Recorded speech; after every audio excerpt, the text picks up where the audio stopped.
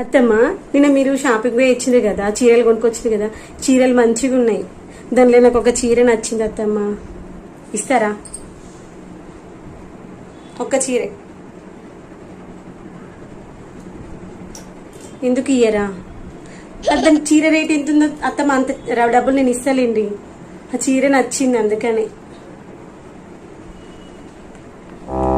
ఇయ్యరా? సరే.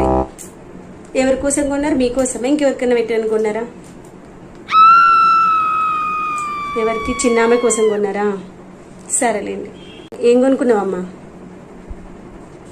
ఏమేమి కొనుక్కున్నావు? ఒకసారి నాకు ఫోటోలు పంపివా, చూస్తా. మమ్మీ అమ్మకి చీర మంచిగా ఉందమ్మా. ఏందమ్మా, నాకు ఇష్టం ఉంటే తీసుకోమంటావా? నీ కోసం అని కొనుక్కున్నావు కదమ్మా, తీసుకోలే నువ్వే, నేను తర్వాత కొనుక్కుంటాలే.